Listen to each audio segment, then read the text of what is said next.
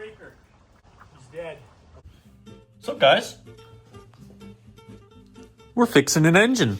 This is the most ambitious project I've ever done on my vehicle, and it is showing. This has been a complete nightmare. So long story short, I took it apart, got everything repaired, except one thing. I broke a bolt in the back of the intake there, and I was like, screw it. I sealed it up as one responsible person would do. You don't need the 8th bolt. You can drive without it. Just kidding, don't do that. Put it all back together, and then my injector started leaking, and it was leaking where I sealed it. So I took everything apart again, and I spent probably a week abstracting that bolt, which took forever. I tried every tactic in the book. It ended up being a bolt extractor, which saved my life. But now we're gonna be putting it back together again. And we're gonna do it properly this time. We're gonna be replacing the intake manifold gasket. So yeah, we got all our parts. We got lower intake. I got new seals on my injectors, only the ones that were leaking. Hopefully that's not something I'll regret later. Air filter box thingy, upper intake, couple vacuum lines, and throttle body, all that fun stuff. Stuff that I've never done before. But yeah, let's put the seal in. All right, so we're gonna be putting this seal in. I got my handy dandy manual. Didn't really help me the first time, but this time I actually read it. I actually know what to do.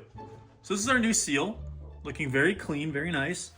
This is the one I took out, looking disgusting and gross and terrible. This is why I was leaking coolant and oil.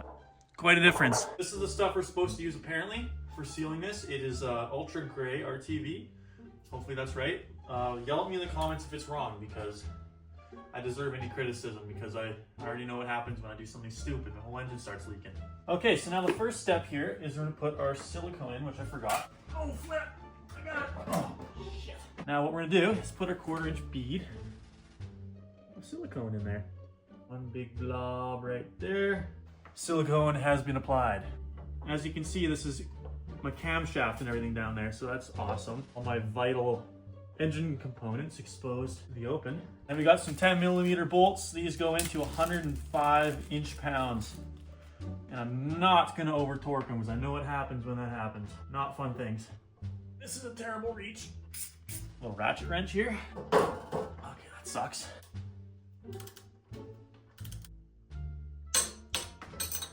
And we'll do the other one. There we go. All right, so the seal is now in. This is how she looks. Got a little bit of sealant squeeze out, which is what we want. Everything's done to the torque spec. Doesn't look like it's seated right, but it is. Once the manifold's in there, it's gonna all suck down.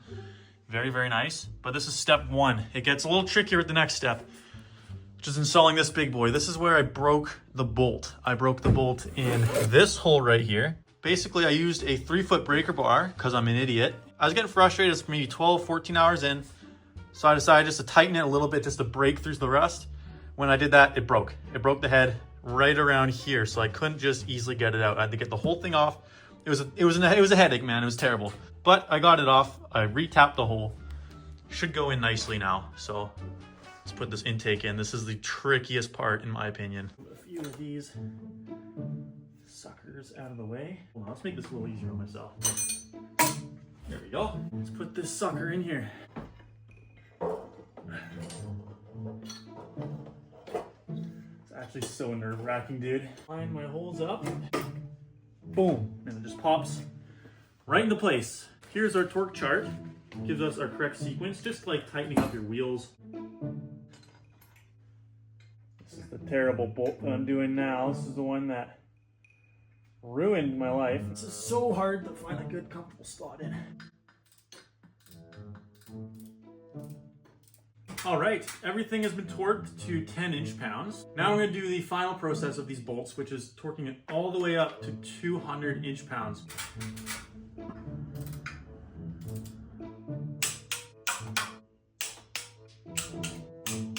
And we are gonna do the last one.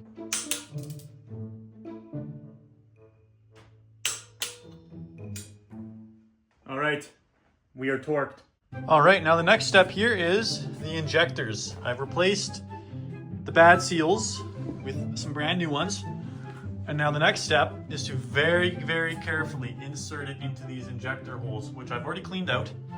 So that should not be a problem. What went wrong last time is I took the injectors out and I didn't check the seal So this one was leaking from the top and this one was leaking from the top. Now they're all seated nice, they're nice and stiff. It's time for step number 2. After this, all the things that I've had that failed will be installed. Everything else should be working perfectly fine.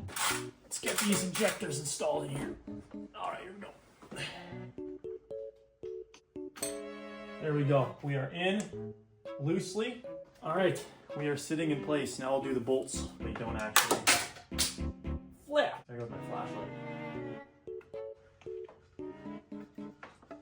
All right, injectors have been successfully installed. My phone happened to run out of storage right as I was installing it, so that's just incredible, man. You gotta love it. Also plug the holes so I don't get anything in there, because the next step is plugging in the injectors, and the harness might have some dust on it, so I'm gonna be very extra careful.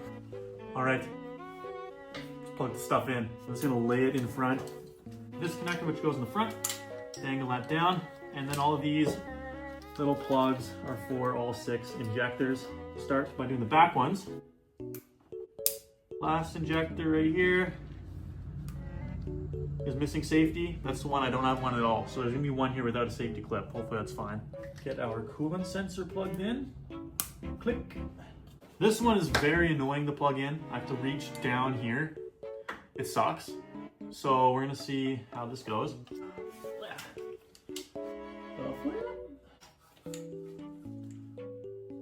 All right, so this connector goes down here and it plugs in somewhere down there.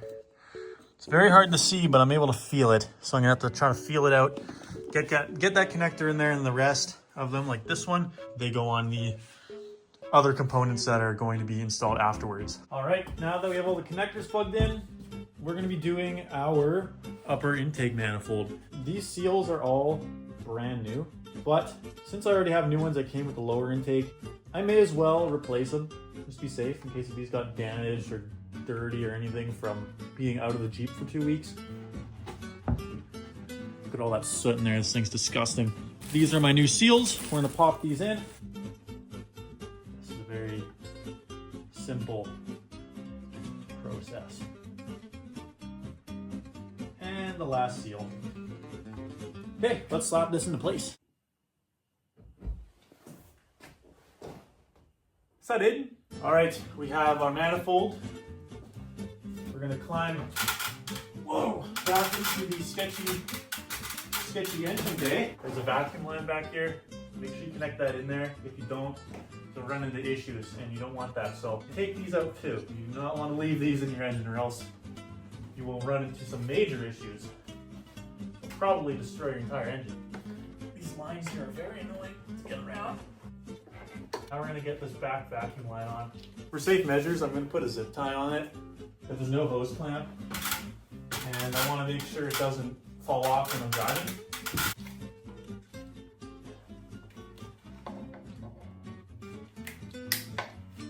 Line all the holes up. Start bolting this sucker down. Just like the lower intake, this has a torque chart, 75 inch-pounds. A little less than the first one, but we're gonna do it properly, just in case, because I don't want this leaking air. We're close to, we only have a few more parts to put in. Let's do this.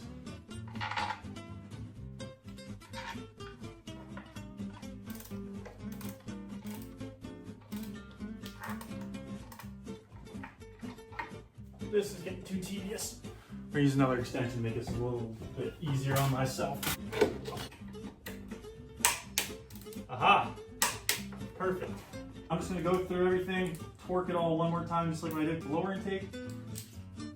What the flap? Forgot this thing has an adapter on it. All right, so I got all the wiring in the back all buttoned up again. Oh, shit. Got all the wiring in the back all buttoned up. Now we are going to start connecting everything back to the intake.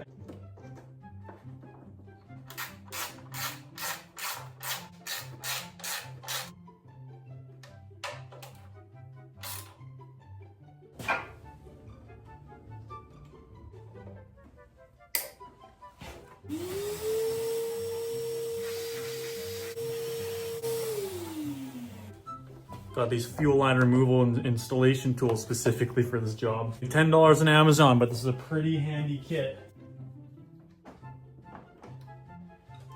Plop. This connector goes right down here. Do some hose clamps. Shit.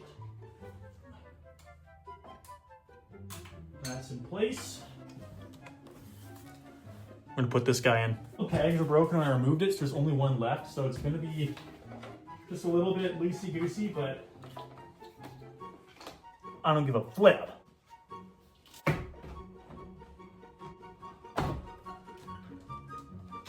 Next up, this throttle thing. I don't know the name of it. I think it's a throttle body or something.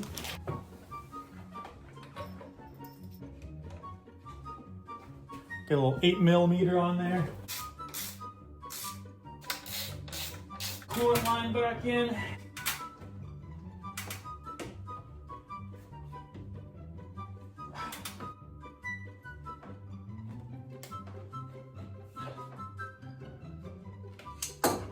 Coolant line has been installed.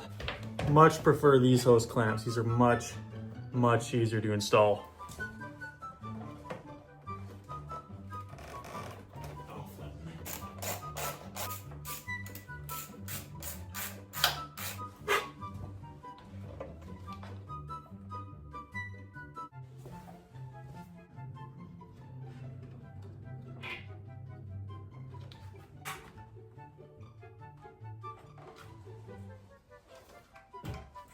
All right, all the lines here are connected. We got our fuel there. We got this guy, which needs its sensor, which we will connect. Flip, stuck. Make sure your safety's in. All good to go. Got the coolant line down there connected. Spark plugs are now in. The bracket for the alternator's done. Everything is now back together. We're going to connect the battery terminals, which I have a very safe, proper way to do it. That's definitely how you're supposed to do it. Oh, just kidding. Maybe don't do that. Maybe do something a little more secure and safer. And after that, we're going to fill up the coolant in the rad. Then we're going to burp the system, and hopefully this thing even starts. Open the garage door, let it run, let until the air gets out, and then boom, we'll hopefully have a properly running Jeep.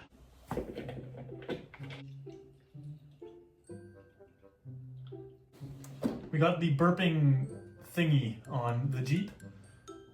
Now the next step is very scary, and that is starting the vehicle. We're gonna open the garage door, see if she starts.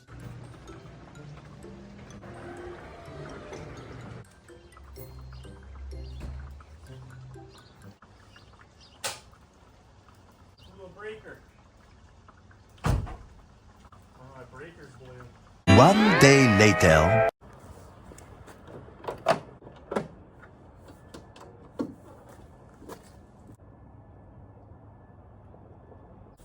All right, it's another day. As you can see, we got the Jeep moving, man. We drove her outside. We found the issue yesterday. I'll show you what happened there. That new connector I got had paint on the top where the things were connected. We're gonna try her again. You ready?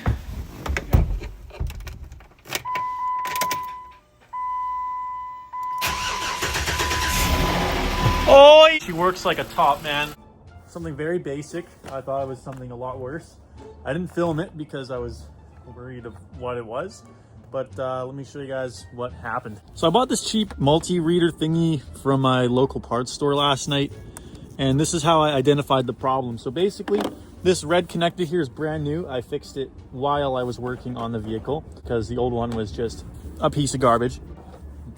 Shit. When I went to test the power like this, I was getting a full 12 reading on the battery terminals, but when I moved it over to this thing here, it was only like 1.75. So it ended up being paint in between this plate and the terminal plug thingies. There was basically no power going to this terminal. There was just enough to get the power on to get the alarm going in the vehicle, but as soon as I cranked it, I think all power was lost in this connector and the Jeep was dead. There's no power at all. Fuse box fine, fuses are good. This was literally a very simple problem. I fixed something which ended up ruining something. Not really ruining, but it set me back a few hours. But she's fixed. We're gonna start this engine up, see if it still sounds good the next day, and then we're gonna burp the coolant system. All right, we got our special shucks. Got our special funnel thing. We're gonna take the rad cap off, fill this up to about 1/3 with coolant, and then we're gonna let it burp out all the air so this thing doesn't get hot pockets and explode. You see, she starts.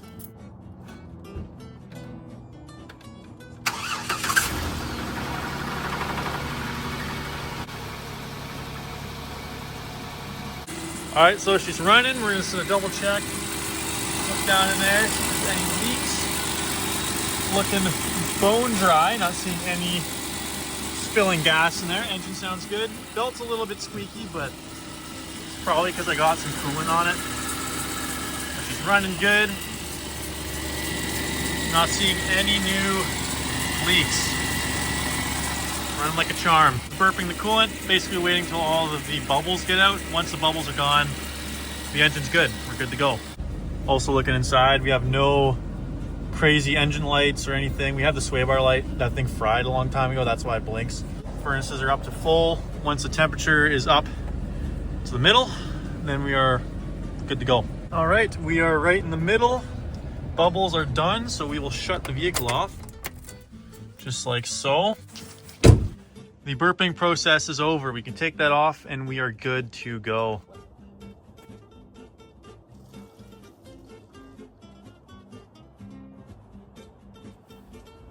This cap thing does not want to come off. There we go. Cap is now back on.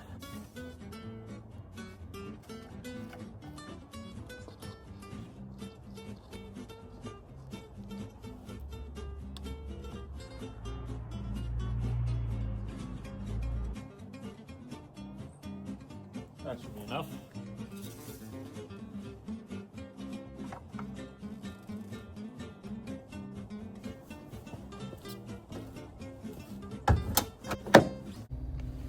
So guys, it's about a week since I last did the maintenance. As you can see, still daily in the Jeep, man. The Jeep's running perfectly, dude. Yeah, no problems. I'm gonna get the oil changed probably tomorrow, because it's due for one. There's probably coolant in there too. I don't really want that to happen. Yeah, that's it for the video.